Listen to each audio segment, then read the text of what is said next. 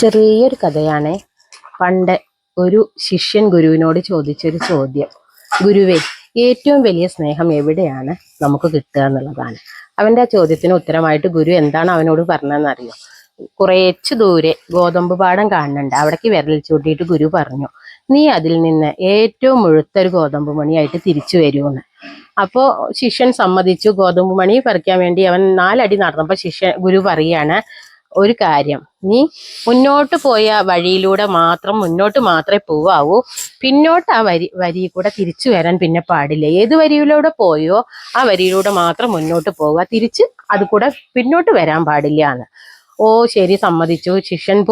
ശിഷ്യൻ പോയി ഗോതമ്പ് പാടത്തെത്തി. അവൻ വയലിലെത്തി. അവൻ ചെന്ന വഴിക്ക് തന്നെ മുഴുത്തൊരു ഗോതമ്പ് മണി അവന്റെ കണ്ണിൽ പെട്ടു. അപ്പൊ അവന് തോന്നി, ഓ ഇതിപ്പോ മുഴുത്ത ഒരു മണിയല്ലേ, എത്രങ്ങാനും മുന്നോട്ട് വരികളാ കിടക്കണേ, ഇതായിരിക്കില്ല ഇതിലെ ഏറ്റവും മുഴുത്ത മണി, വേറെ ഏതെങ്കിലും ആയിരിക്കും എന്ന് തന്നെ അവന് തോന്നി. അവൻ വീണ്ടും മുന്നോട്ട് നടന്നു. അടുത്ത വരിയിലും പറഞ്ഞ പോലെ അതിലും വലിയൊരു ഗോതമ്പ് മണി കണ്ടു. അപ്പോഴും അവന്റെ മനസ്സിൽ എന്തായി, ഇല്ല, ഇതിലും വലിയ ഗോതമ്പ് മണി എനിക്ക് കിട്ടുന്ന തന്നെ തീരുമാനം എടുത്തു അവൻ. എന്നിട്ട് അവൻ മുന്നോട്ട് നടന്നു. പക്ഷെ പിന്നെ അവന് നിരാശയായിരുന്നു ഫലം. അതിലും ചെറിയ ചെറിയ ഗോതമ്പ് മണി മാത്രമേ അവന് കാണാൻ പറ്റിയുള്ളൂ.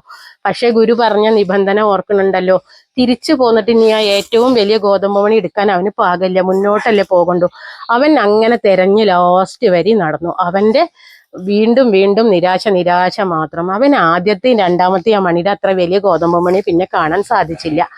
ഒടുവിൽ അവൻ തിരിച്ചു പോന്നു. അവന് പിന്നോട്ട് നടക്കാൻ പറ്റാത്തതുകൊണ്ട് ഗുരുവിന്റെ അടുത്തേക്ക് തിരിച്ചു പോന്നു. അവന്റെ കയ്യിൽ ഒന്നുമില്ല, ഒരു ഗോതമ്പ് മണി പോലും ഇല്ല.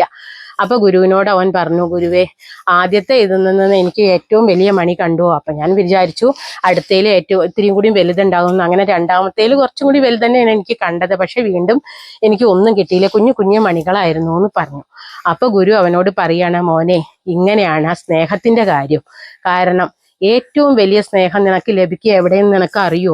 നിന്റെ അച്ഛനമ്മമാരുടേന്ന് തന്നെയാണ്. പക്ഷെ നീ അവരെ എന്ത് ചെയ്യണം, ഏത് സമയത്തും അവഗണിക്കാതിരിക്കണം. നീ ഇനി അപ്പുറത്ത് വലിയൊരു സ്നേഹം ഉണ്ടെന്ന് വിചാരിച്ചിട്ട് ഇവരുടെ സ്നേഹത്തെ നീ തള്ളിക്കളയരുത് ഒരിക്കലും. അങ്ങനെ ശിഷ്യന് ഏകദേശം കാര്യങ്ങളൊക്കെ മനസ്സിലായി. അപ്പൊ ഗുരു വീണ്ടും പറയാണ്, ഇതിന്റെയൊക്കെ കാരണം നിനക്കറിയോ? നിന്റെ രക്തം എന്താണെന്ന് നിനക്കറിയോ? നിന്റെ അച്ഛനമ്മമാരുടെ രക്തത്തിന്റെ ഒരു ഭാഗമാണ് നീ തന്നെ എന്ന് പറഞ്ഞു കൊടുത്തു. അതോട് കൂടിയിട്ട് അവന് മനസ്സിലായി കാര്യങ്ങളൊക്കെ. അച്ഛനമ്മമാര് തന്നെയാണ് ലോകത്തിലെ ഏറ്റവും നമ്മളെ സ്നേഹിക്കാൻ പറ്റിയ വ്യക്തികൾ എന്ന് അവന് മനസ്സിലായി. എങ്ങനെയുണ്ട് കഥ? ഇഷ്ടപ്പെട്ടോ?